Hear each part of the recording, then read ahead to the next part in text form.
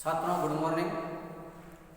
विपिन शर्मा आपको आज हम कक्षा 8 विज्ञान में दूसरा पाठ सूक्ष्म जीव मित्रवत कैसे हैं उनके बारे में, मिट्टी की उर्वरता वृद्धि और पर्यावरण शुद्धिकरण जो दो टॉपिक बच गए थे उनके बारे में अध्ययन करेंगे। सूक्ष्म जीव हमें मालूम है कि वे जीव जो हम अपनी इन आँखों से नहीं देख सकते, जिनको देखने के लिए सूक्ष्मदर्शी यंत्र की आवश्यकता होती है, वो सूक्ष्म जीव कहलाते हैं। ये सूक्ष्म जीव हमारे लिए लाभदायक भी है और हानिकारक भी है। लाभदायक में कल से हम पढ़ रहे थे दही, ब्रेड, इडली आदि बनाने में, अल्कोहल के निर्माण में, औषधियों के निर्माण में, आपके पर्यावरण शुद्धि में, मिट्टी की वृद्धि में, अचार, पनीर आदि के निर्माण में सूक्ष्म जीवों का उपयोग होता है। अपना अगला टॉपिक आ रहा है मिट्टी की गुणवत्ता। कुछ राइजोबियम जीवाणु और नीले हरे शैवाल। राइजोबियम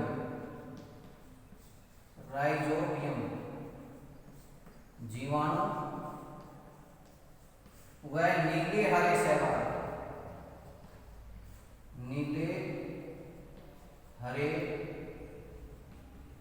शैवाल, नीले हरे शैवाल ये वायुमंडल की नाइट्रोजन का स्थिरीकरण करने का कार्य करते हैं।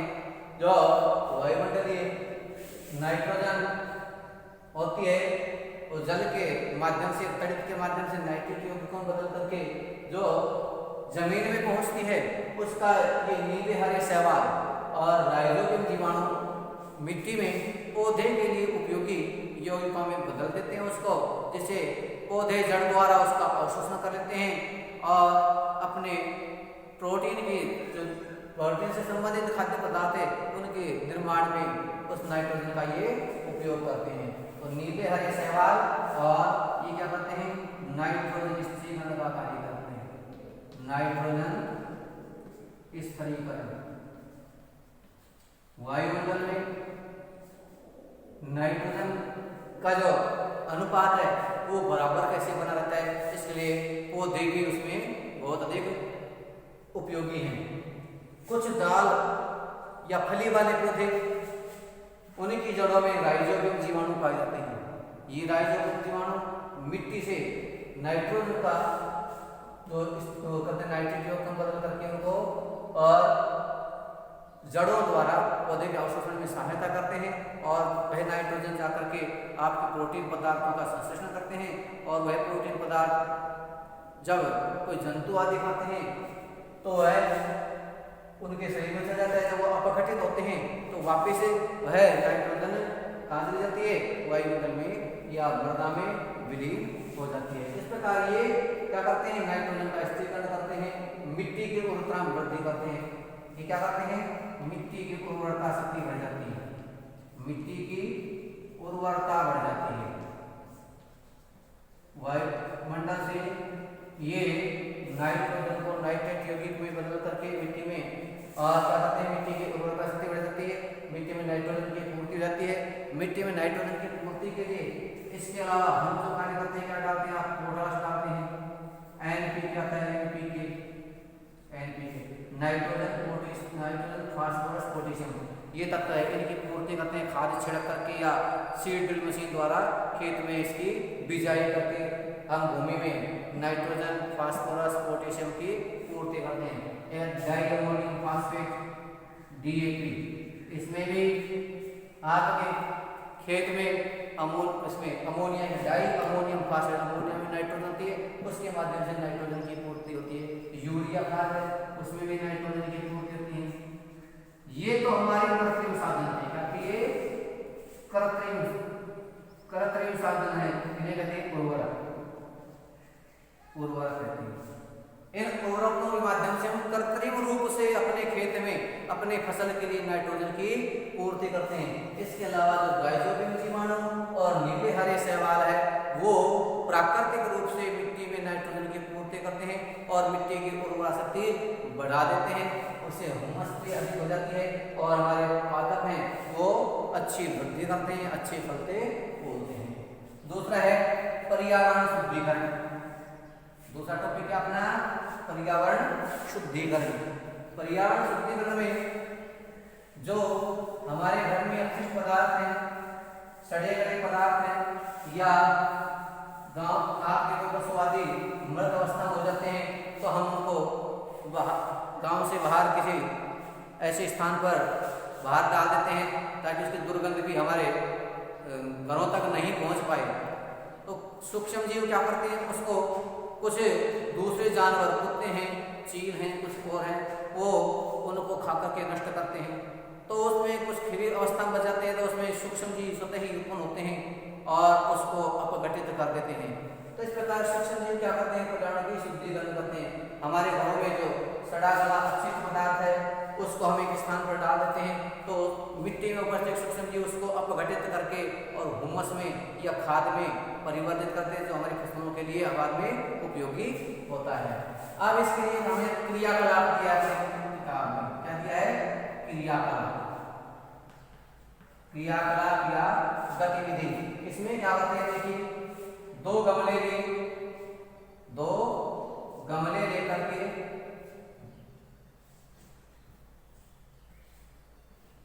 उसको एक में एक, इस गमले का नाम ए रख दिया और दूसरे का बी। मान लीजिए इसमें हमने पौधा लगा दिया और इसकी पत्तियां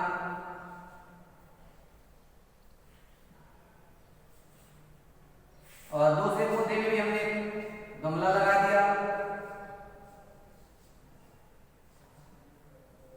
और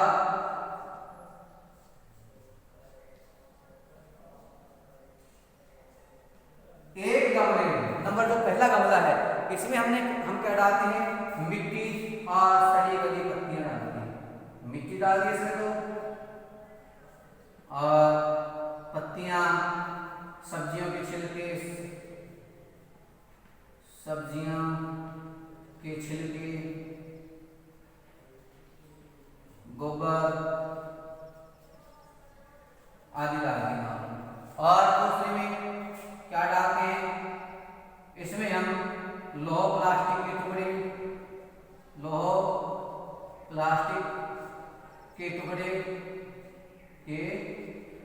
टुकड़े डाल दिए,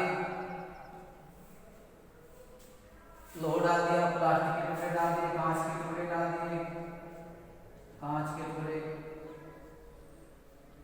और दोनों में पानी डाल दिया। अब हम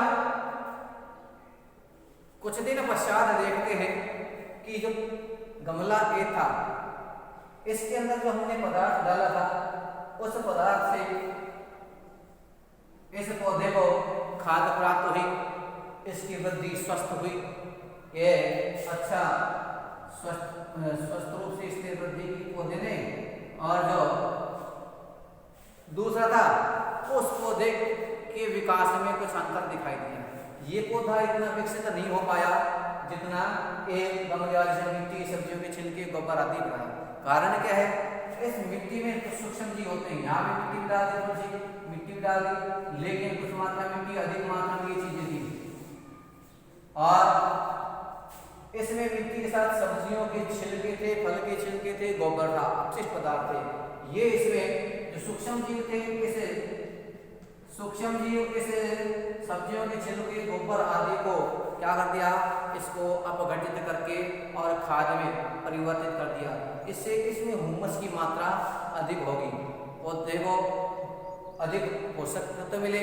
जबकि जो बी गमला था इसके अंदर लोह, प्लास्टिक के टुकड़े, कांच थे और कुछ मात्रा में मिट्टी थी, तो ये उसी ही अवस्था में मिले। प्लास्टिक के टुकड़े, कांच के टुकड़े, ये हमें जिस अवस्था में डले थे 5 दिन बाद, 7 दिन बाद हम जो वापस निकाल के देखें, ये वैसे के वैसे ही बाहर निकलते हैं। इनका कुछ भी परिवर्तन नहीं हुआ, अर्थात ये अपघटित नहीं हुए। जबकि इसमें आपकी सब्जियों के छिलके थे और गोबर था, वो सभी अपघटित हो गए, वो मृदा में, मिट्टी में मिल गए। किसे मिल गए? मिट्टी में मिल करके अपघटित हो गए। जबकि ये ऐसे कैसे लोह का टुकड़ा लोह के रूप में, प्लास्टिक का टुकड़ा प्लास्टिक के रूप में और कांच का टुकड़ा कांच के टुकड़े के रूप में ही मिला। तो जो सूक्ष्म जीव होते हैं वो कार्बनिक पदार्थ हैं, उनको अपघटित करके और हुमस में परिवर्तित कर देते हैं, सड़ा गला देते हैं। इस प्रकार हमारे लिए ये जो सूक्ष्म जीव है पर्यावरण शुद्धि में उपयोगी है। घर से निकलने वाले अपशिष्ट पदार्थों को हम एक स्थान पर इकट्ठा करते हैं, वह उसको सड़ा गला करके खेत में आप फसल काट लेते हैं, उसके पश्चात कुछ मात्रा में कुछ डंठल से छोटे छोटे जो जड़ों के पास के पार्ट हैं वो रह जाते हैं और उनके कारण वो जो रहने के कारण उसके जब खेत में छोड़ देते हैं तो 5-6 महीने बाद देखते हैं उनमें से वो जो जड़ें थी वो सभी सड़ गल करके नष्ट हो जाती है। अपने यहाँ सूक्ष्म जीव पाया जाए, दीमक कहते हैं इसको, दीमक ये भी एक सूक्ष्म जीव है। ये दीमक काष्ठयुक्त लकड़ी आदि के पदार्थों को खा करके उनको नष्ट कर देती है। ये दीमक होती है। अपने मिट्टी में किसी पदार्थ आती है, लकड़ी कैसे हो जाती है, लकड़ी को खा करके मिट्टी में बदल देती है, मिट्टी बना देती है। तो ऐसे ही कुछ सूक्ष्म जीव है जो इनमें मृदा में उपस्थित 1 ग्राम मिट्टी में 2 अरब सूक्ष्म जीव होते हैं।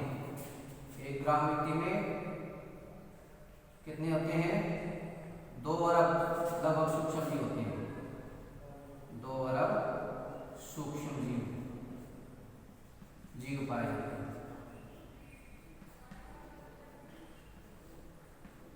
ये सूक्ष्म जीव इसी प्रकार के जो अपशिष्ट पदार्थ होते हैं उनको अपघटित करते हैं और अपघटित करके पर्यावरण में या पर्यावरण को शुद्धिकरण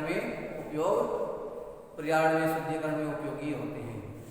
अब मिट्टी की गुणवत्ता, टीके के बारे में बताया था कल, एक टॉपिक है टीके का आविष्कार। टीके का आविष्कार किया था एडवर्ड जेनर ने 1798 ईस्वी में। इन्होंने चेचक के टीके का आविष्कार किया था। उस समय चेचक एक भयंकर महामारी का रूप था, उसमें चेहरे पर फुंसियों के निशान से पड़ जाते थे और एक महामारी का रूप था। उसके लिए एडवर्ड जेनर ने 1798 ईस्वी में चेचक के टीके का आविष्कार किया। उसके पश्चात टीके से उसमें सूक्ष्म जीव शरीर में प्रवेश कराए और एक उसमें जो सूक्ष्म जीव शरीर के अंदर जाकर के उस प्रकार के रोगाणु को नष्ट किया और व्यक्ति में या समाज में इससे मुक्ति मिल गई। छात्रों, आप इसका अध्ययन कर लिया मिट्टी गुणवत्ता वृद्धि और पर्यावरण शुद्धिकरण में। अब आगे सूक्ष्म जीव हानिकारक कैसे उसके बारे में कल पढ़ाएंगे।